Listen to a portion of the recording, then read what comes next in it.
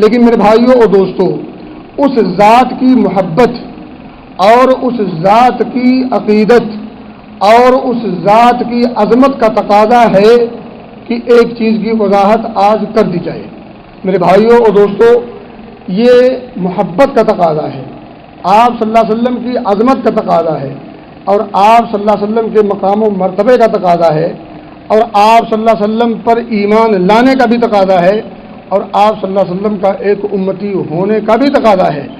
بہت سارے تقاضے اس بات کی طرف مجبور کرتے ہیں کہ ایک انسان اس بات کی وضاحت کرے اور بباغے دول کرے اور بغیر کسی لاگ و لپیٹ کے کرے، تاکہ حق واضح ہو جائے اور ہم حقیقت کی دنیا میں آنکھیں کھول کر حقیقت پر عمل پیرا ہو جائیں۔ میرے بھائیوں اور دوستوں، نبی مکرم صلی اللہ علیہ وسلم کی ذات بڑی بابرکت ذات ہے، اسی لیے ہمیں آپ پر ایمان بھی لانا ہے اور آپ سے محبت کا اظہار بھی کرنا ہے، آپ کی عظمت کا لوہا بھی ماننا ہے۔ میرے بھائیوں اور دوستوں، یہ ایسی حقیقتیں ہیں جن حقیقتوں کا اقرار ہر فرد بشر کرتا ہے، حتیٰ کہ غیر مسلمین بھی اس بات کو مانتے اور جانتے ہیں، تو مسلمان اس بات کا انکار کیسے کر سکتے ہیں؟ ادنا درجے کا بھی مسلمان اس بات کا انکار نہیں کر سکتا کہ آپ صلی اللہ علیہ وسلم سب سے افضل ہستی ہیں، خیر البشر ہیں، افضل البشر ہیں، سید الانبیاء والمرسلین ہیں، فخر کائنات ہیں، فخر موجودات ہیں۔ ان تمام چیزوں میں سے کسی بھی چیز کا انکار بلکہ شبہ بھی ایک انسان بلکہ ایک مسلمان نہیں کر سکتا۔ کسی کے وہم و گمان میں بھی یہ بات نہیں آ سکتی کہ اللہ کے رسول صلی اللہ علیہ وسلم کی عظمت کے تئیں کچھ اس کے دماغ میں یا اس کے دل میں کچھ کسی قسم کا شک و شبہ ہو، ایسا نہیں ہو سکتا۔ میرے بھائیوں اور دوستوں، بلکہ نبی اکرم صلی اللہ علیہ وسلم کی عظمت اور آپ کی محبت ہی کی وجہ سے بعض لوگ نبی اکرم صلی اللہ علیہ وسلم کی تعریف میں غلو کر جاتے ہیں اور آپ کو آپ کے درجے سے اٹھا کر کے الوہی صفات بھی دینے پر مجبور جاتے ہیں۔ یہ جو دیتے ہیں وہ بھی محبت میں دیتے ہیں، عقیدت میں غلو کرتے ہوئے اللہ رب العزت کے درجے پر انہیں بٹھا دیتے ہیں۔ میرے بھائیوں دوستوں، کہنے کی بات یہ ہے کہ آپ کی عزت، آپ کا مقام، آپ کا جاہ و مرتبہ اور آپ کی عظمت، اس کا انکار کسی کو نہیں ہے۔ کیسے کسی کو انکار ہو سکتا ہے؟ جس ذات کی بابت، جس ذات کے بارے میں اللہ رب العزت نے قرآن مقدس میں وضاحت کر دی ہو اور آپ صلی اللہ علیہ وسلم نے خود بھی اس بات کی وضاحت کر دی ہو اور آپ کے جانثار صحابہ نے عملی طور پر اس بات کو اجاگر بھی کر دیا ہو، اور تمام علماء امت کا جس بات پر اتفاق ہو، سلف صالحین نے جس بات کو اچھی طرح سے اجاگر کیا ہو، ان چیزوں کا ایک انسان بلکہ ایک مسلمان انکار کیسے کر سکتا ہے؟ میرے بھائیوں دوستوں، کبھی کبھار یہ بات سامنے رکھی جاتی ہے کسی اپنے باطل الو کو سیدھا کرنے کے لیے کہ کچھ لوگ ہیں جو نبی اکرم صلی اللہ علیہ وسلم کی محبت میں کھڑے نہیں ہیں، کچھ لوگ ہیں جو نبی اکرم صلی اللہ علیہ وسلم کی گستاخی کرتے ہیں، کچھ لوگ ہیں جو نبی اکرم صلی اللہ علیہ وسلم کی توہین کرتے ہیں محبت کے نام پر، دین کے نام پر۔ میرے بھائیوں دوستوں، معاملہ بلکہ اس کے برعکس ہے، اس کے الٹا ہے۔ ایسا نہیں ہے کہ کوئی بھی شخص ہو نبی اکرم صلی اللہ علیہ وسلم کی توہین کرتا ہو دین کے نام پر، ایسا آپ کو کوئی نہیں ملے گا کہ نبی اکرم صلی اللہ علیہ وسلم کی گستاخی کرتا ہو دین کے نام پر۔ ہاں، ایسے مل جائیں گے کہ نبی اکرم صلی اللہ علیہ وسلم کو ان کے درجے سے اٹھا کر کے اللہ کے درجے پر بٹھا دے دین کے نام پر، محبت کے نام پر۔ ایسے تو آپ کو مل جائیں گے، مگر ایسے آپ کو نہیں ملیں گے کہ اللہ کے رسول صلی اللہ علیہ وسلم کی توہین کریں دین کے نام پر۔ ہاں، ایسے ملیں گے کہ اللہ کے رسول صلی اللہ علیہ وسلم کے درجے کو، آپ کے مقام و مرتبے کو اللہ کا مقام و مرتبہ دے دیں محبت کے نام پر، دین کے نام پر۔ جو شرک ہے، اللہ رب العزت کے ساتھ کھلواڑ ہے، توحید کے ساتھ کھلا مذاق ہے، تو یہ نقطہ، یہ پہلو ایک سر توحید کے خلاف ہے، نبی اکرم صلی اللہ علیہ وسلم کے مشن کے خلاف ہے، آپ صلی اللہ علیہ وسلم کے بعثت کے خلاف ہے، آپ کے اس 23 سالہ دور نبوت کی جو جافشانی تھی، جو آپ نے کوششیں کی تھیں، ان تمام کوششوں کے خلاف ہے۔ البتہ نبی اکرم صلی اللہ علیہ وسلم کی محبت اور آپ کی عظمت، اس کی حقیقت کو سامنے رکھتے ہوئے، توحید میں آنچ اور خلل نہ آتے ہوئے آپ صلی اللہ علیہ وسلم کے مقام کو، آپ کے مرتبے کو، آپ کی عظمت کو، آپ کی عقیدت کو بجا لایا جائے، یہی ایمان کا تقاضا ہے، یہی نبی اکرم صلی اللہ علیہ وسلم کی سنتوں کے اندر باتیں موجود ہیں۔ میرے بھائیوں اور دوستوں، یہی سلف صالحین کا بھی عقیدہ ہے، اور ان کے بھی نظریات یہی کچھ ہیں، ان کے بھی افکار اور آرا اس سے ہٹ کے نہیں ہیں۔ تو کہنے کی بات یہ ہے، نبی اکرم صلی اللہ علیہ وسلم کی محبت یہ ایمان ہے، یہ ایمان ہے۔ نبی اکرم صلی اللہ علیہ وسلم کی محبت کے بغیر کوئی شخص رب کو راضی نہیں کر سکتا۔ نبی اکرم صلی اللہ علیہ وسلم کی محبت کے بغیر عبادت نہیں، نبی اکرم صلی اللہ علیہ وسلم کی محبت کے بغیر توحید نہیں، نبی اکرم صلی اللہ علیہ وسلم کی محبت کے بغیر رب کی رضا نہیں، نبی اکرم صلی اللہ علیہ وسلم کی محبت کے بغیر جہنم سے بچاؤ کا امکان نہیں، اور نبی اکرم صلی اللہ علیہ وسلم کی عظمت و عقیدت و محبت کے بغیر جنت کا داخلہ ناممکن ہے۔ ایسا کیسے ہو سکتا ہے کہ نبی اکرم صلی اللہ علیہ وسلم کی محبت میں ایک آدمی دین کے نام پر توہین کرے اور آپ کے درجے کو گھٹائے اور آپ کی تنقیص اور توہین کرے، آپ کے تئیں گستاخی کرے؟ یہ ناممکن سی بات ہے، یہ ناممکن سی بات ہے۔ میرے بھائیوں اور دوستوں، اس مختصر سی تمہید کے بعد نبی اکرم صلی اللہ علیہ وسلم سے ایک سوال ہوا۔ سوال کس موقع پر ہوا؟ سوال کس نے کیا؟ سوال کس سے ہوا؟ سوال کرنے والے صحابہ۔ عمل کیا ہے؟ نبی اکرم صلی اللہ علیہ وسلم کا روزہ رکھنا۔ سوال کس سے ہے؟ نبی محترم صلی اللہ علیہ وسلم سے، محبوب سے سوال ہے، محبان مصطفیٰ کا۔ عمل کیا ہے؟ روزہ رکھیں۔ نبی اکرم صلی اللہ علیہ وسلم ہر پیر کا روزہ رکھا کرتے تھے، پیر کا نبی اکرم صلی اللہ علیہ وسلم روزہ رکھا کرتے تھے، ہفتہ واری۔ صحابہ نے پوچھا اللہ کے رسول صلی اللہ علیہ وسلم، یہ آپ عمل کیوں کرتے ہیں؟ لما سئل عن ذلك، آپ صلی اللہ علیہ وسلم کا جو جواب ہے پورا جواب سنیے، میں پوری حدیث پڑھ دے رہا ہوں۔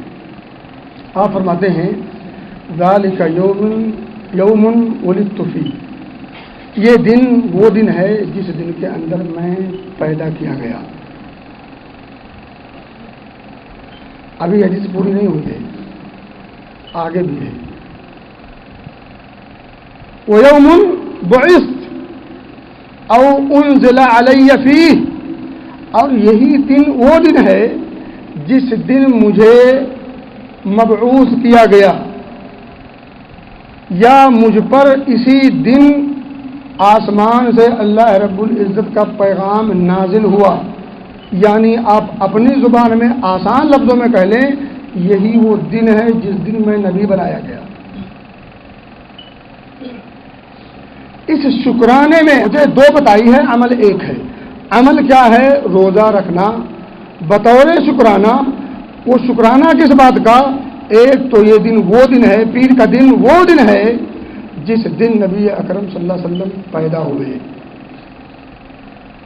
آپ نے یہ نہیں کہا ذالک تاریخ، یہ وہ تاریخ ہے، یہ وہ دن ہے۔ اور عمل کیا ہے؟ روزے کا رکھنا ہے۔ اور روزہ کتنا اہم عمل ہے، کتنا بہتر عمل ہے، کتنا فضیلت سے لبریز عمل ہے، آپ کو اندازہ ہو شاید حدیثوں سے۔ میرے بھائیوں اور دوستوں، آپ صلی اللہ علیہ وسلم سے سوال ہوا روزہ آپ کیوں رکھتے ہیں؟ جواب میں آپ نے دو شق بتائی۔ ایک وجہ یہ کہ یہ دن ہے جس دن میں پیدا ہوا، دوسری وجہ یہ ہے کہ اسی دن مجھے مبعوث کیا گیا، نبی بنایا گیا، رسالت کا مشن مجھے دیا گیا، یہی دن ہے۔ اور ایک حدیث اور ذرا پڑھ لیں اگر تو بات تھوڑا سا سمجھنے میں اور آسان ہو جائے۔ آپ صلی اللہ علیہ وسلم صرف پیر کا نہیں بلکہ خمیس کا بھی روزہ رکھا کرتے تھے۔ پیر کا نہیں بلکہ خمیس کا بھی ویکلی، ہفتہ واری روزہ رکھا کرتے تھے۔ اس پر بھی سوال ہوا، تو وہاں سوال ہوا پیر کی وجہ، پیر کا دن روزہ رکھنے کا بھی اور خمیس کے دن روزہ رکھنے کا بھی۔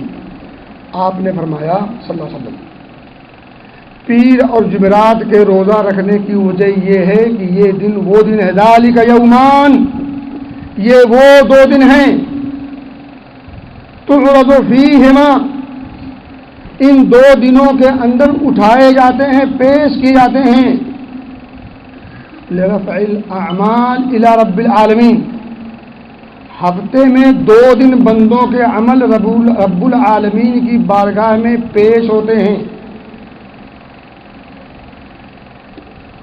وَأُحِبُّ أَن يُرْفَعَ عَمَلِي وَأَنَا صَائِمٌ، میری طلب اور جستجو ہے، آرزو ہے کہ جب میرا عمل میرے محبوب کی نگاہ کے سامنے پیش ہو تو میرا محبوب یعنی اللہ رب العالمین دیکھے کہ میرا محبوب ہے نبی پاک صلی اللہ علیہ وسلم حالت صوم سے۔ معلوم کیا ہوا؟ پیر کا روزہ رکھنے کی 3 وجہ ہے۔ ایک وجہ یہ بھی ہے کہ آپ اس دن پیدا ہوئے، اس کے بارے میں کسی کا انکار نہیں ہے اور کسی کا جو ہے اختلاف نہیں ہے، ہر فرد بشر اس بات کو مانتا ہے کہ پیدائش کا جو دن ہے وہ پیر کا دوشنبہ کا دن ہے، منڈے۔ دوسری وجہ یہ روزہ رکھنے کی کہ اسی دن آپ نبی بنائے گئے، مبعوث کیے گئے۔ تیسری وجہ یہ ہے کہ اس دن بندوں کے اعمال رب العالمین کی بارگاہ میں پیش ہوتے ہیں، رپورٹ جاتی ہے، اور اللہ کے رسول صلی اللہ علیہ وسلم کی آرزو یہ ہے کہ جب میری رپورٹ رب العالمین کے سامنے کھلے رجسٹر تو وہ رجسٹر میں کیا پائے؟ اللہ کی میرا محبوب حالت صوم سے، روزے سے۔ میرے بھائیوں اور دوستوں، یہ پوری حدیث ہے جس حدیث کو اس مہینے کی شروعات سے لے کر کے 12 ربیع الاول تک بڑے قرر و پھر کے ساتھ بیان کی جاتی ہے اور پیش کی جاتی ہے۔ یہ میں نے حدیث آپ کے سامنے رکھ دی ہے آپ کی عدالت میں۔ اس پوری حدیث سے اگر میں نے بیان کرنے میں کوئی قدر بیونت کی ہو میں یہی رہتا ہوں، اگر اس حدیث میں میں نے کوئی کمی زیادتی کی ہو، حذف و اضافہ کیا ہو تو میں یہی رہتا ہوں آپ کے مابین۔ لیکن اگر آپ کا ایمان اللہ کے رسول صلی اللہ علیہ وسلم پر اس طرح سے ہے، اس طرز پر جس طرز پر رب کا مطالبہ ہے، تو پھر اس حدیث کو جو میں نے آپ کے سامنے رکھی ہے، دونوں حدیثیں، ان دونوں حدیثوں سے ربیع الاول کے مہینے کے اندر مخصوص اعمال کا کرنا اور اس کے نہ کرنے والوں کو لعن طعن کرنا اگر ثابت ہوتا ہے تو یہ آپ کا ایمان ہے، اور پھر یہ آپ کی امانت داری اور دیانت داری ہے۔ آپ ہیں، آپ کی قبر ہے اور آپ کا سوال، آپ کا جواب ہے، آپ کے ذمہ ہے۔ میں اس پر گفتگو نہیں کرتا، لیکن میں کچھ باتیں بتاتا چلوں آپ کو۔ نبی اکرم صلی اللہ علیہ وسلم نے اپنی پیدائش کی خوشی میں یا اپنی پیدائش، اگر یہ خوشی منائی اسے کہتے ہیں، اگر اسے خوشی منانا کہتے ہیں، اگر اسے جشن کہتے ہیں، اگر اسے جلسہ کہتے ہیں، اس عمل کو جو نبی اکرم صلی اللہ علیہ وسلم نے کیا ہے اور صحابہ نے دیکھا ہے اور صحابہ نے سوال کیا ہے، اگر یہ جشن ہے، اگر یہ عید ہے، تو اس عید میں ہمیں کیا کرنا ہے؟ ہر پیر کو روزہ رکھنا ہے۔ کس لیے؟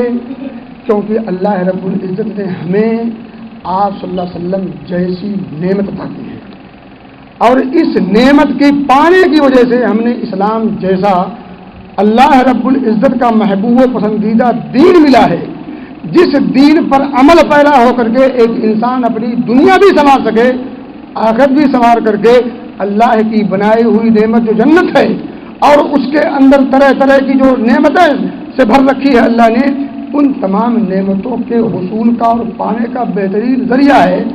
تو معلوم یہ ہوا کہ اسے جشن منایا جائے تو روزہ رکھیں اور کوشش کیا جائے ہر پیر کو، 12 ربیع الاول کو نہیں۔ اگر کچھ دین کی سمجھ ہے تو، اگر کچھ دین سے لگاؤ ہے تو، اگر کچھ دین کی سدھ بدھ ہے تو، اگر کچھ لاج ہے نبی کی محبت کا تو، اگر عقیدت سے کوئی سروکار ہے تو، ورنہ ہر آدمی مختار ہے، جو چاہے آپ کا حسن کرشمہ ساز کرے۔ میرے بھائیوں اور دوستوں، نبی اکرم صلی اللہ علیہ وسلم کی عظمت تقاضا کرتی ہے محبت کا. جو چیز عظیم ہوتی ہے، جو چیز قیمتی ہوتی ہے، جس چیز کی اہمیت ہوتی ہے، اس چیز کی محبت انسان کے دلوں میں خود بخود پیدا ہوتی ہے. کسی چیز کی عظمت یا کسی شخصیت کا عظیم المرتبت ہونا یہ انسان کو مجبور کرتا ہے کہ اس سے محبت کرے، اور یہ محبت مجبور کرتی ہے کہ اس کی اداؤں پر مر مٹے. عظمت ابھارتی ہے محبت پر، محبت ابھارتی ہے اطاعت پر. حدیث پڑھتا ہوں میں آپ کے سامنے. نبی مکرم صلی اللہ علیہ وسلم فرماتے ہیں من احب سنتی فقد احبنی. من احب سنتی فقد احبنی. مجھ سے صحیح معنوں میں محبت کون کرتا ہے، صحیح معنوں میں مجھ سے لگاؤ کس کا ہے، یہ نبی اکرم صلی اللہ علیہ وسلم کی اس حدیث سے ہم سمجھ لیتے ہیں. آپ فرماتے ہیں من احب سنتی، جس نے میری سنت سے لگاؤ رکھا، پیار کیا، محبوب رکھا، فقد احبنی، اس نے صحیح معنوں میں مجھ سے محبت کی. اور آپ کی سنت سے محبت کیا مطلب؟ آپ کی سنت سے محبت کیا مطلب؟ قرآن سے پوچھ لیتے ہیں. قل ان کنتم تحبون اللہ فاتبعونی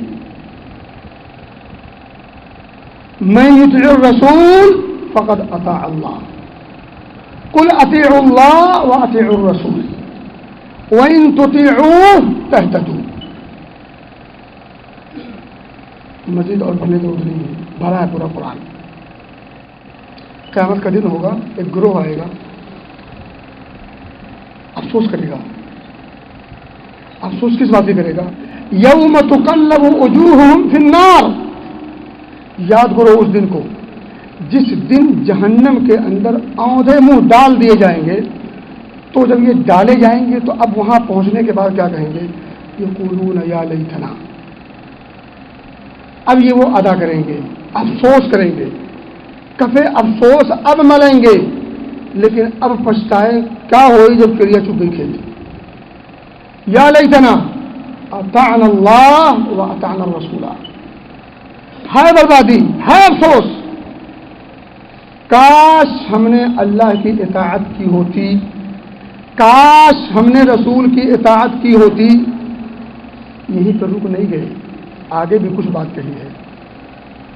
ربنا اطعنا سادتنا وکبراءنا. اے ہمارے رب، یہ جو ہم سے اللہ کی اطاعت نہیں ہوئی، رسول کی اطاعت پر ہم کھڑے نہیں اتر سکے، وجہ کیا تھی؟ اطعنا سادتنا، ہم نے اپنے بڑوں کی اطاعت کی.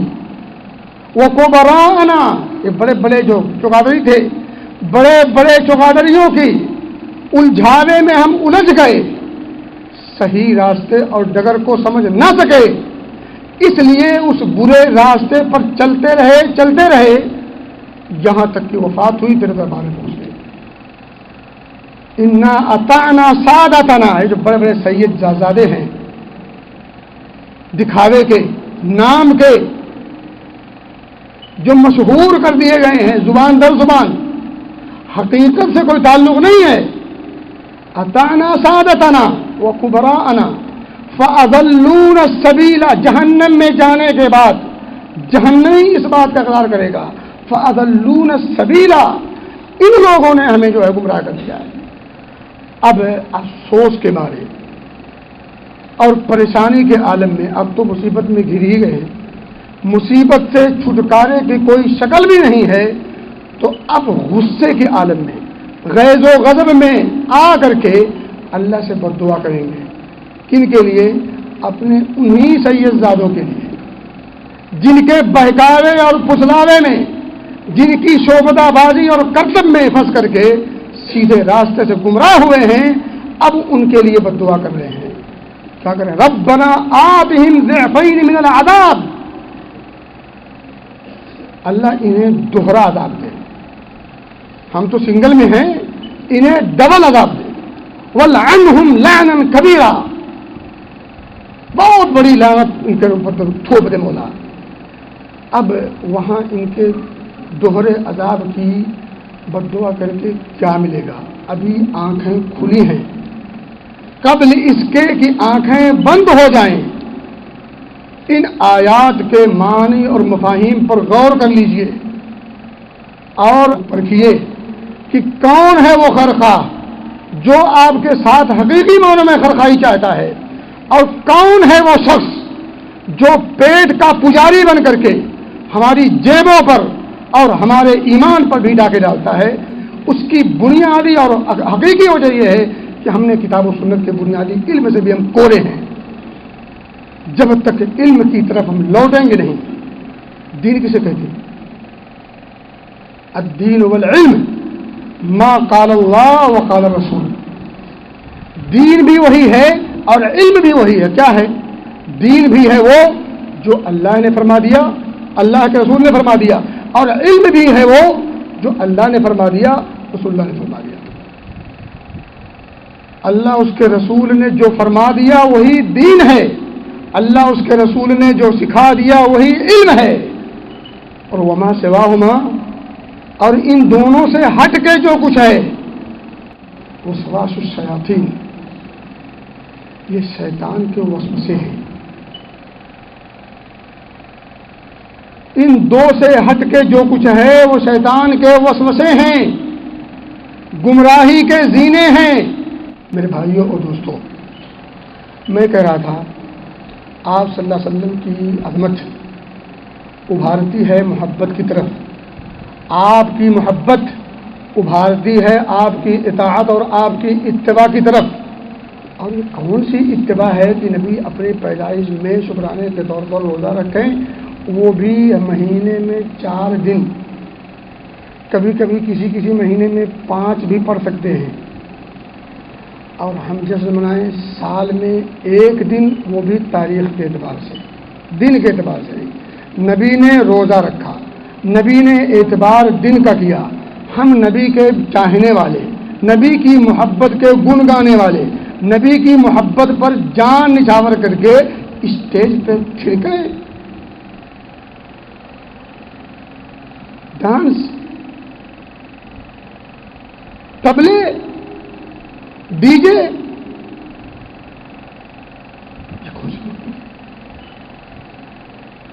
میں محبت کس کھاتے میں جائے گی؟ محبت کے کھاتے میں؟ معاف کیجیے گا، یہ محبت کے کھاتے میں تو نہیں جا سکتی، اس کے علاوہ اگر کوئی اور کھاتا ہو تو ہو سکتا ہے، مگر محبت نامی کھاتے میں یہ عمل نہیں جا سکتا۔ میرے بھائی دوستوں، بعض لوگوں کو وسوسہ ہوتا نہیں، وسوسہ ڈالا جاتا۔ کھری باتیں کہنے کی عادت ڈالو اور کھری باتیں سننے کی عادت ڈالو۔ لاگ لپیٹ والی باتیں نہ کیا کرو، لاگ لپیٹ کی باتیں سننے کے کان کو عادی نہ کرو۔ حق بات ہمیشہ سننے کا جگر پیدا کرو، عزم و حوصلہ پیدا کرو۔ جب تک یہ حوصلہ پیدا نہیں ہو سکتا تب تک نہ حق بیانی آ سکتی ہے نہ حق کی سماع ہو سکتی ہے۔ حق سننے کا جگر پیدا کرو اور حق کہنے کا حوصلہ پیدا کرو۔ میرے بھائی دوستوں، میں کہہ رہا تھا کہ وسوسہ ڈالا جاتا، آیت فلاں ہے، فلاں حدیث ہے، فلاں واقعہ ہے، فلاں حادثہ ہے۔ میرے بھائیوں اور دوستوں، نبی اکرم صلی اللہ علیہ وسلم یہ جتنی آیات 12 ربیع الاول کے جواز پر پیش کی جاتی ہیں، میں آپ کے رکھتا ہوں میدان میں، آپ کی عدالت ہے، آپ کا فیصلہ ہے۔ جتنی آیات پیش کی جاتی ہیں، جتنی احادیث پیش کی جاتی ہیں، میں نے ایک حدیث آپ کے سامنے رکھ دی ہے، خلاصہ آپ کے سامنے ہے، 1-2 آیتیں کریمہ پڑھ دوں میں آپ کو، لیکن ٹائم اس بار یاد نہیں دیتا۔ جتنی آیات، جتنی احادیث یا جتنے واقعات پڑھے جاتے ہیں، سنے جاتے ہیں، سنائے جاتے ہیں، لکھے جاتے ہیں، بتائے جاتے ہیں، میں آپ سے سوال کرتا ہوں کہ یہ آیات نازل کس پہ ہوئی تھی؟ آپ بباغ دہر فوری جواب دو گے جبریل لائے تھے نبی اکرم صلی اللہ علیہ وسلم پر. جواب درست ہے، جواب درست ہے. تو یہ آیت کریمہ نبی اکرم صلی اللہ علیہ وسلم نے سمجھی تھی، بلا شک و شبہ سمجھی تھی. تو اسے آپ نے چھپا لی تھی یا بتائی تھی صحابہ کو؟ بلا شک و شبہ آپ نے بتائی تھی، صحابہ نے بھی سمجھ لیا تھا، کوئی شبہ نہیں، سمجھ لیا تھا. تو عمل کیوں نہیں کیا؟ ان آیات اور ان احادیث جو نبی محترم صلی اللہ علیہ وسلم نے سمجھ کر صحابہ کو سمجھائی، ان آیات و احادیث پر عمل پیرا صحابہ کیوں نہیں ہوئے؟ ایک سوال ہے. اگر نہیں ہوئے تو دو وجہ ہوگی، یا تو وہ چیز تھی ہی نہیں، یا تو تھی انہوں نے کی ہی نہیں. آدمی پھنس جائے گا. پھر اگر کہو وہ تھی ہی نہیں، بات واضح ہے، حقیقت میں نہیں تھی. اور اگر کہو نہیں تھی مگر کی نہیں، تو ان ہستیوں پر اعتراض ہو رہا ہے جنہوں نے اپنی جان ایک نہیں 1000 جان بھی اگر پاتے تو 1000 جان نبی کے حکم پر نہیں، نبی کے ابرو کے اشارے پر قربان کرنا اپنے لیے فخر اور اپنے لیے سعادت کی اور خوشبختی کی علامت سمجھتے. انہوں نے یہ اتنا چھوٹا کام نہیں کیا. چھوٹا کہنے کے بعد میں جان کے مقابلے میں جو جان دے سکتا ہو اسے سال میں ایک بار فنکشن منانے میں کے اعتبار سے چھوٹا ہے یہ کام. کچھ لوگ کہتے ہیں بڑی بڑے پگڑیوں والے، ایک صاحب لکھنے لگے اپنی کتاب میں کہ اللہ کے رسول صلی اللہ علیہ وسلم کے صحابہ نے اس لیے نہیں منائی کہ وہ غم میں مبتلا تھے. ظاہر سی بات ہے، غم کس بات کا رہا ہوگا کہ آپ کی وفات ہو گئی. تو جس وجہ سے صحابہ کو غم ہو اس وجہ سے آپ کو خوشی. یہ ڈبل اسٹینڈرڈ سمجھ نہیں آتا. ایک صاحب لکھنے لگے، بڑے عالم ہیں، موٹی کتاب میں، انہیں وقت نہیں ملا. صحیح بات ہے، ہمارے پاس تو وقت ہی وقت ہے. PUBG کھیلنے کا ہمارے پاس ٹائم ہے، لوڈو کھیلنے کا ہمارے پاس ٹائم ہے، تو چلو سال میں ایک بار یہ بھی کر لیتے ہیں. انہیں وقت نہیں ملا. سوال یہ ہے انہیں وقت ملا تجارت کے لیے؟ مل گیا. جہاد پہ گئے، وقت ملا. بچے بھی ان کے تھے، بیوی بچوں کی جو دنیاوی ضرورت ہے ان کے لیے وقت ملا. دینی ضرورتوں میں ہر جمعہ کو پڑھتے تھے. عید کی خوشیاں منائیں، عید الاضحیٰ کی خوشیاں منائیں، سب کے لیے وقت ملا. انہیں دنیا کے لیے بھی وقت ملا اور دین کے لیے بھی انہیں وقت ملا. جہاد میں بھی گئے، عباداتیں بھی کی. اگر وقت نہیں ملا تو یہی سال میں ایک دن نہیں ملا، 12 ربیع الاول کو مشغول ہے. یار کچھ تو ہوش کے نہ ہو. کہتے ہیں ابو لہب کافر تھا، اسے اگر خوشی منائی. میرے بھائی ذرا سوچو یار، الفاظ بولنے سے پہلے غور تو کر لیا کرو. کیا کہہ رہے ہو؟ اسٹیج پہ کہہ رہے ہو، بسرے ممبر کہہ رہے ہو، بسرے مجمع کہہ رہے ہو، پوری دنیا سن رہی ہے. کہنے سے پہلے سوچ تو لیا کرو میں کیا بولنے جا رہا ہوں، اس کا کیا ایکشن ریئیکشن ہوگا، اس کا کیا عمل رد عمل ہوگا، اس کے کیا فائدے کیا نقصان ہوں گے. سوچ تو لیا کرو. ابو لہب نے اپنی لونڈی کو آزاد کر دیا اشارہ کر کے. انگشت شہادت اور انگوٹھے کے بیچ کی انگلی اسے ایک دن اسے راحت ملتی ہے. میرے بھائی کبھی تکیے پر سر رکھ کے کلمہ شہادت پڑھ کے ایک بار سوچ لینا اس واقعے سے، کیا واقعی اس واقعے سے سبق ملتا ہے؟ یہ واقعہ ہوا ہوگا ٹھیک ہے، تو یہ حدیث، یہ پورا واقعہ، یہ پورا منظر کشی صحابہ کے سامنے نہیں ہوگی، تب تو ہم تک پہنچی. بھائی ہم تک پہنچی ہے تو اس سے پہلے ابو بکر کے سامنے نہیں ہوگی یہ بات. عمر کے پاس تھی، عثمان کے پاس، اچھا علی کے پاس بھی نہیں تھی، حسن و حسین کے پاس بھی نہیں تھی، رضی اللہ علیہ اجمعین. اس واقعے سے ان لوگوں نے کیا سمجھا اس واقعے کو بنیاد بنا کر ان لوگوں نے کیا کیا؟ اگر کچھ کیا تو کر لو، اگر انہوں نے نہیں کیا، ان کی محبت اور ہماری محبت، میں کہتا ہوں ان دو محبتوں کے لیے ترازو قائم کرنا ان کی توہین ہے۔ ابو بکر و عمر عثمان و علی کی محبت کے مقابلے میں اپنی محبت پیش کرو گے؟